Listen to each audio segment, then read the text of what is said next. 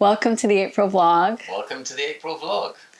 And we're going to be looking at how our judgments toward our partner actually say a lot about us and perhaps have less to do with our partner than we think. Sounds like a good direction to look in. And one of the areas I've noticed that I have been less than neutral, shall we say, and it's not a big deal, but it's interesting how it irks me, is when you will ask me, rather than looking in your own calendar, you'll ask me what time something's happening, what date something's happening, and I'll be in the middle of something, I'll be focused, and then you'll be asking me, and I typically would have to look it up as well, so I would have to go look this thing up, and rather than you doing it yourself. And so I have realized that the lack of neutrality that I have related to you making those requests of me is not just about your request and the lack of sensitivity that you have.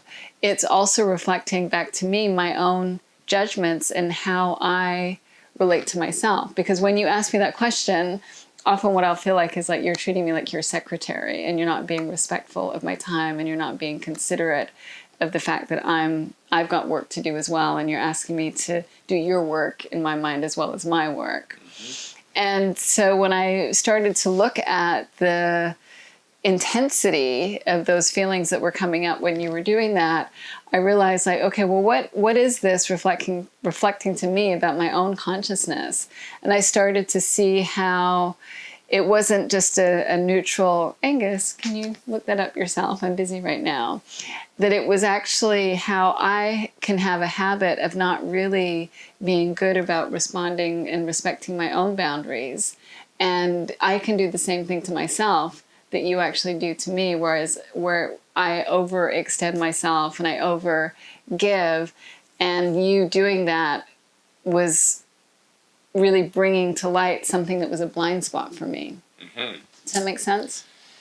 It does make sense. Doesn't look like it makes sense. No, it makes sense. It's and I guess the term that would be used in psychological circles is projection. So you are having this experience where you are triggered by something that I have done, and yet it's something that you haven't really seen in yourself, and now you're seeing it. It's come out of the blind spot, and you can see how, you don't have those boundaries with yourself in terms of how you overextend yourself. So that's the feeling that's coming up, and I think it kind of again goes in the direction of how useful it is to sort of take a moment to sort of experience the feeling that is coming into play. And I think that I look at my life, for most of my life I have done the very opposite. I've kind of gone to action or reaction, as the case may be. And instead it would behoove me to sort of check inside and feel like, well, what is the feeling here? What's it trying to tell me? Yeah, because that's what I was doing. I was going immediately to reaction and making you wrong, rather than checking in with myself and really seeing what was going on with myself. And when I did spend more time checking with my feeling, and the actual feeling was one of hurt and one of feeling disrespected and feeling not cared for.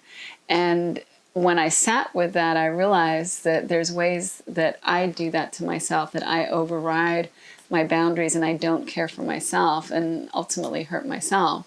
And so it doesn't mean that I need to answer you every time you ask me what's going on, and it's, you expect me to look it up in my calendar, but that I can recognize that when I get reactive, that I really need to, or I want to be there for myself and to be with the feelings that are there, they're getting stirred up, not just so that I can communicate effectively with you in our relationship, which I want to do, but also so I can get more awareness around how I can take care of myself.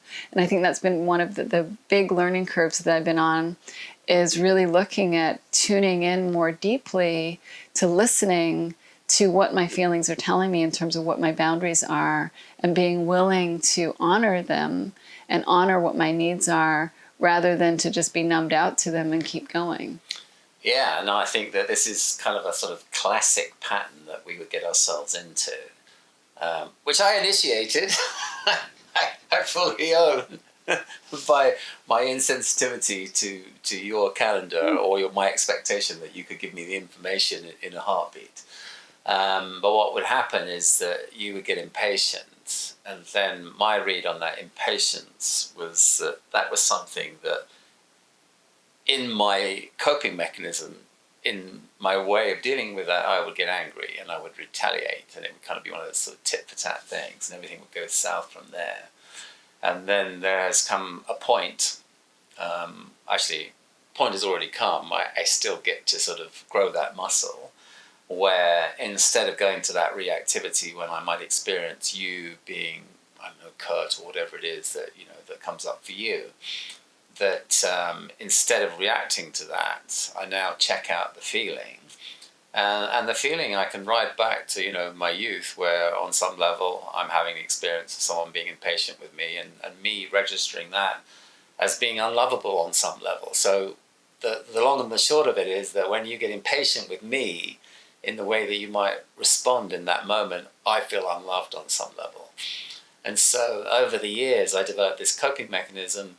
That's not okay, and I need to defend myself to the hilt in the way that I'm exposed to that. And as I say, everything would go to rack and ruin pretty quickly. And now I find myself going to the feeling, and the feeling is just informing me, oh yeah, there's a wound there that needs to be loved and nurtured, and I can love myself and have compassion for myself. And that generally takes me out of that need to go to that old pattern of reactivity and blame. And that presents an entirely different experience in those moments. But it's so interesting to see how we're kind of like, well, I guess I trigger your old pattern around that, of not keeping a boundary for yourself. And then I get to fully experience that wound that has been there for a long time, that, you know, feeling unloved or broken or whatever it is. That's to me something now, a different experience in the way that we communicate with each other. And that wound, I want to be clear, it's not like there's an actual wound there. The wound is the hurt that comes from the misunderstanding in the moment. The wound isn't actually from the past. The wound is you buying into the misunderstanding in the present moment. Yes. That's what hurts. Yeah. So no, absolutely. Thanks for the clarification. I for sure I'm reactivating an old pattern of thought and an old narrative that I'm just giving, you know, an extra few lines to in that moment. And it's good just to see that, yeah, that's what's happening. And the hurt comes from identifying with that thinking. Yeah. But I guess what I'm saying is what has been fairly new for me is I allow myself to experience the hurt. And in the past, the hurt is actually what had me create this coping mechanism of reactivity. Because on some level, it felt much easier to experience or circumnavigate the hurt with reactivity. That seemed to be a better option until it became a blind spot. Yeah, it becomes unconscious as a coping mechanism for us. And so in this example where we're both actually reacting rather than being with our experience. So Angus would say, when's the date of our next webinar? And I'm writing a blog or something. And the lack of neutrality, the upset inside of me, is an indicator that there's more going on than meets the eye. It's not just Angus not thinking and asking me a question. There's my own misunderstandings that are unfolding in that moment, and that is where the real pain is coming from. And if it was just Angus asking me that question, I could ignore him and just keep writing, and I think sometimes I do that. Or I could say, oh, can you check that? I'm busy right now. Like, there's lots of ways that I could respond from a really neutral state of mind that would be completely appropriate and would be holding a healthy boundary. But when I feel that upset, that anger, that reactivity inside of myself, what I'm also getting better at doing is not just responding in an angry way, but being with what's coming up inside of me. And just like if I had responded in an angry way and you felt criticized and unloved, you actually asking me that question has me feel unloved because I feel unappreciated. I feel like you don't care, but it's not that you don't care. It's the misunderstanding that I have in my own mind that tells me I'm not important. My time isn't important. I'm here to give. I need to make sure other people are taken care of. Like, all of those misunderstandings are what are getting activated. And the upset is related to the thousands and millions of times that I bought into that. It's not just about that one situation with you. And so we're sharing this with you today so that you have the opportunity to notice those places inside of you where your reactivity comes up. And rather than looking at the person who it looks like is causing it, looking at what looks like is to blame, what happens when you stay with your own experience and really meet the feelings that are underneath the reactivity. And that doesn't mean that you might not need to set a boundary or say something with your partner, but there's so much clarity available when you spend that moment, and it can just be a moment, being with yourself and really noticing what's really going on here, and then communicate with greater clarity related to that.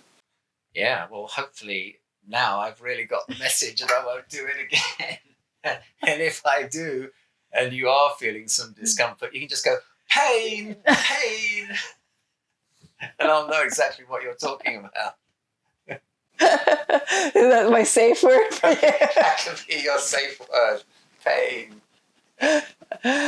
Well, we hope this is helpful. If you have any comments about your own experience, please let us know and leave any questions in the comments too. Lots of love. Lots of love.